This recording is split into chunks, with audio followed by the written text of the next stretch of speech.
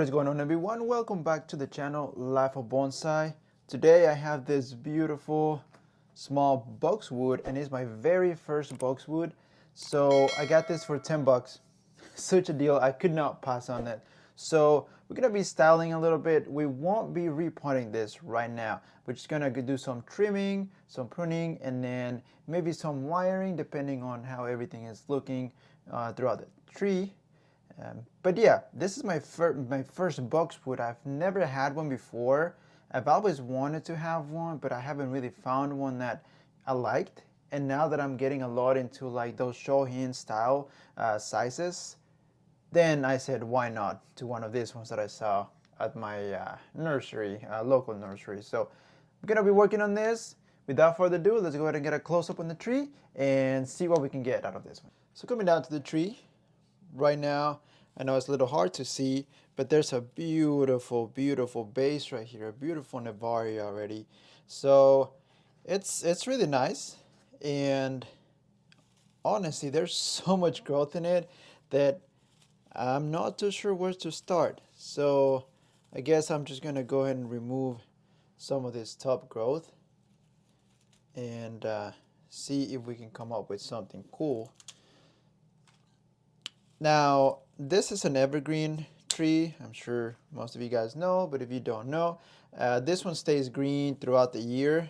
It doesn't really lose its leaves, or it doesn't really change colors. Maybe a little bit of faded yellow in the winter, but nothing really major where it's going to be changing like a deciduous tree that loses its leaves. But yeah, this is the first one that I have. There's been a lot of them that I've seen before done as bonsai, and again, I've always wanted to do one, but I haven't really found one that I like too much, because again, I was more into larger bonsai rather than smaller ones. But now that I'm more into the shohin style sizes, I like it. I like them. So this is pretty much what we're doing here. So yeah, this boxwood, the name of this, it is a English boxwood, a dwarf English boxwood, and the name says it all. It's got smaller leaves than the regular boxwood, and also it's really compact. So I'm not sure if you can tell. I'll show you a branch real quick here that I can trim down. So as you can see, I'm not sure if you can see right there in the video, but it's really, really compact. The leaves are so good together, which makes it great for bonsai, because you know everything is so compacted down. So that's the reason why I decided to go for this tree. So still trying to figure out where to trim down. Again, being such a compact tree, it makes it a little tougher, so I don't want to make the wrong decisions and trim something that I'm not supposed to trim. So I think the top I should be pretty okay, because I don't want this to be such a tall tree. I want it to be more of a slimmer tree, and I'm sorry, a shorter tree, because I want to do a little shohin slash mame. So that is what we are doing right here. So we're just doing crazy trimming here. We just trimmed down a lot. And yeah, I'm not sure if you guys have any boxwoods before. That's one question that I've always had. What is the best time to repot an evergreen? If you guys know this answer, I would really appreciate if you just comment down below. Because I know for deciduous, of course, after winter is over, that is the best time to repot. And then of course tropicals right now being summer, it's a great time for the repotting. But as far as boxwoods and evergreens, I'm not too sure. I believe it's also during summer. I'm sorry, during after winter. So I think that would be the best time. So comment down below if you know that answer. But yeah, so far just looking to see what needs to be removed. And again, it's such a compact little tree So it makes it harder to make decisions as of what needs to be trimmed down and what can be kept. So I'm looking at the base and see how everything is running. Again, when you do this type of things, pruning or all these things, styling, you always want to just check your branches first, okay? Because if you just do a lot of pruning, you might prune a branch that had a lot of potential to become the lead or give you that style that you're looking for and to grow back a branch. Of course, might not be impossible, but it's going to take a while and it's harder to select the same spot to have growth. So you definitely want to check the base, check the lines of the trunk, see the style that you want before making any pruning decisions. For this, I'm just going to be doing a lot of crazy chop, and let's see. Yeah, so I'm revealing the tree over here.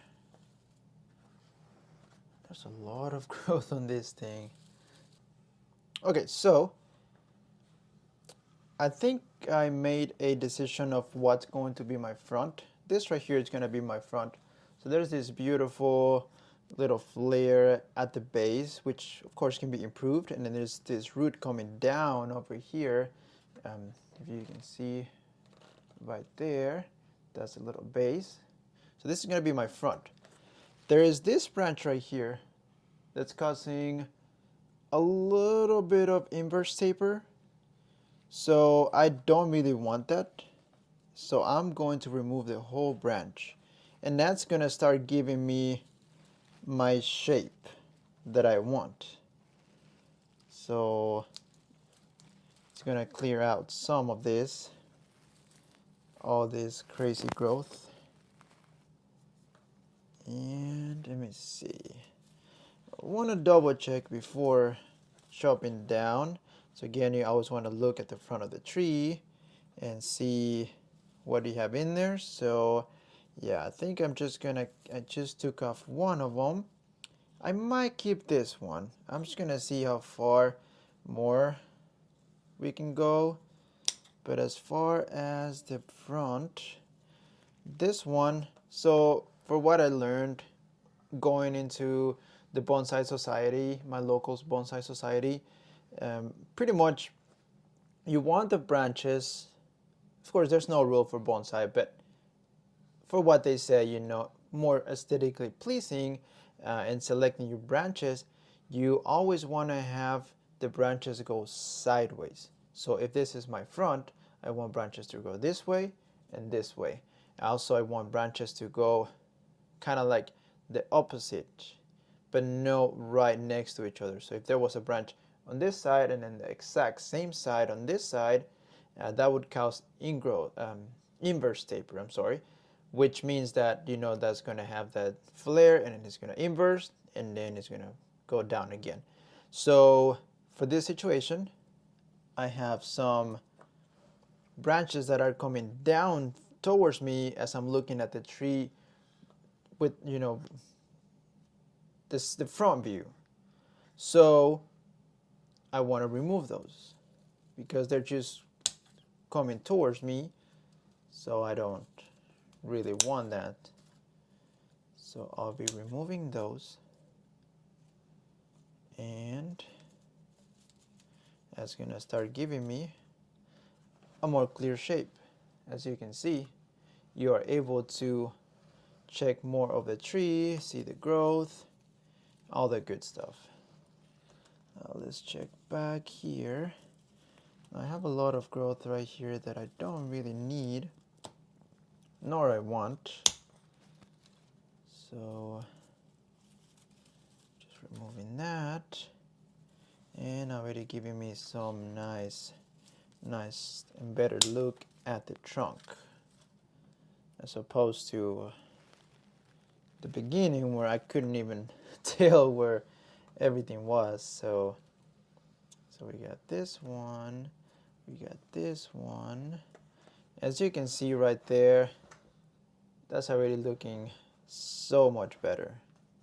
So if this is my front, this branch right here we need, and let me check back over here.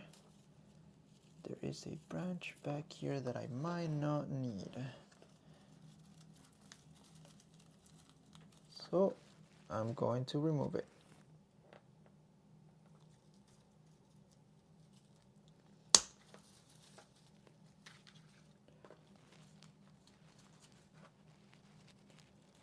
So that's been cleared off.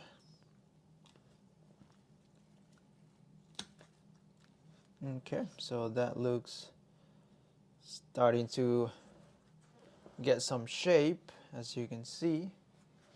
Getting a little bit of shape now. Now I'm going to turn it around to look at my front and see what is my next move.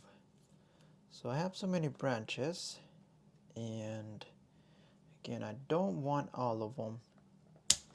So I need to make my selection. That's one thing about this boxwood, that there's so much to choose from. So there is a lot of things that could be done and a lot of branches to select from. So you're not limited to just a certain style or branch. So for this, I think I'm gonna do a broom style. So let's see.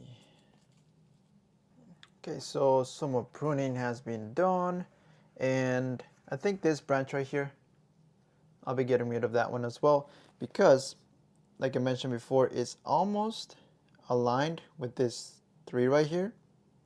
So if I leave this one, then it's gonna start causing that inverse taper, which is not what we want. So I'll be removing that. Actually, I'll be using this one because it's giving me a little bit of a trouble. So boom, let's go. And let's see, do I really need this one? I'm still thinking about this branch right here.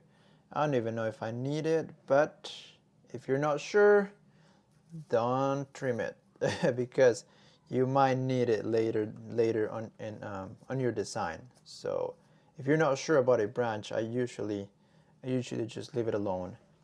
Now back here, I got some more branches that I don't really need, nor I want to have. So I'll be getting rid of this branch back here, and that's giving me a more clear picture of what we're working with in this tree.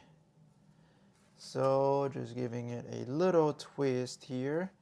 The back, not so nice because we're taking off so many up from the back, so it doesn't really matter too much. For now, it is going to grow more stuff back there, but I'm taking off this one as well.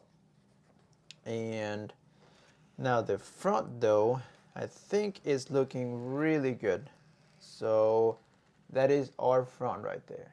Okay, so after a lot of thinking, this is the decision that I made. So I took off 2 of the branches back here because there was no point of having some branches back here with my front. It's gonna be this.